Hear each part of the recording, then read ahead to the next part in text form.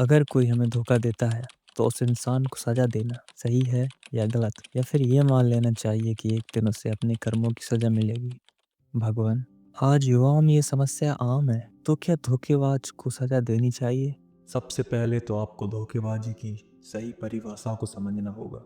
आपके रिश्ते की आपसी समझ को सामने वाला तोड़ दे तो उसे आप धोखेबाज कहेंगे।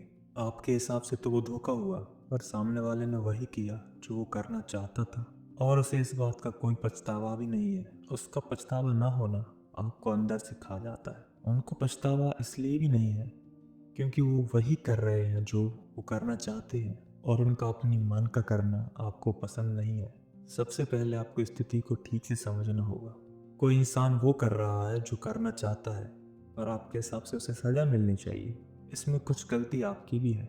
आपकी गलती ये है कि आपने रिश्ते की आपसी समझ को गलत समझा। आपका मानना था कि ये रिश्ता तो स्थायी है, पर ऐसा नहीं है, और न कभी ऐसा होता है। इंसानी रिश्ते और भावनाएं और समझ कभी भी स्थायी नहीं रह सकते। ये वक्त और परिस्थिति के हिसाब से बदलते रहते हैं। हमेशा से मनुष्यों के दुख का कारण यही रहा है। वो सोचता है कि जो कुछ उसके पास है वो सब कभी नहीं बदलेगा, वो हमेशा वैसा ही रहेगा जैसा हम चाहते हैं। तो ऐसा बिल्कुल नहीं है। रिश्तों में बदलाव होते रहते हैं। आपको रिश्तों को हर दिन निभाना होगा। बदलाव प्रकृति का नियम है, और ये नियम किसी के लिए नहीं बदल सकता। और आपको इस सच्चाई को जितनी जल्दी हो सके समझ जाना चाहिए। भगवान, आप कहना चाहते हैं कि रिश्ते कभी भी एक जैसे नहीं रह सकते, ये बदलते रहते हैं। बिल्कुल सही समझा। मैं यही कह रहा हूँ कि सबसे पहले आपको यही समझना होगा कि रिश्ते कभी भी एक से नहीं होते। कुछ चीज़ें हमेशा बदलती रहेंगी, और आपको उन्हें हर दिन निभाना होगा। यदि तुम केवल अपने जीवन साथी को दोस्त दोगी तो यह तुम्हें और दुखी करेगा। जीवन में हर परिस्थिति हमें कुछ सिखाने आती है। अपने रिश्ते में क्या गलत हुआ इसे समझो और इससे सीखो। तुमने अपने रिश्ते में जो सही किया उस पर गर्व करो, लेकिन जो गलत हुआ उसे सबक मानो और आगे बढ़ो। भगवान, तो क्या हमें धोखा देने वाले को क्षमा कर देना चाहिए? क्षमा एक महान गुण है, लेकिन इसका ये अर्थ नहीं है तुम उसी व्यक्ति को बार बार मौका दो। जैसा कि मैंने पहले भी कहा है कि रिश्ते की आपसी समझ को समझो। माफ़ करना तुम्हारे लिए अच्छा है। अगर उसने अपने धर्म के विरुद्ध कोई कर्म किया होगा तो उसे उसकी सज़ा अवश्य मिलेगी।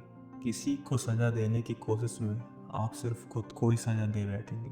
वो जो चाह रहे हैं वही कर रहे हैं। अब आप शांति से ठहर कर सोचिए कि आप अपनी ज़िंदगी से क्या चाहते हैं। आप एक भ्रम में थे और अब आपका भ्रम टूट गया है। ये एक बहुत अच्छी बात है। इसका मतलब है कि आपको संकेत दिया जा रहा है कि आप और कुछ बेहतर के लिए बने हैं।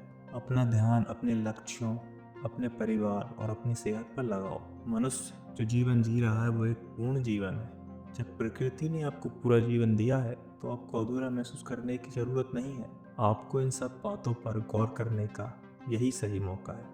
ये अपने भीतर देखने का एक सही समय है। ये समय किसी को सज़ा देने का बिल्कुल नहीं है। अगर आप सज़ा दे भी देंगे तो आपको बाद में पछतावे के अलावा कुछ हासिल नहीं होने वाला। वाह प्रभु, आपने जिस सहजता से ये समझाया वह वाकई प्रेरणादायक है। दोस्तों, याद रखें, हर समस्या का समाधान आपके पास है। बस आपको सही दृष्टिकोण अपनाने की ज़रूरत है।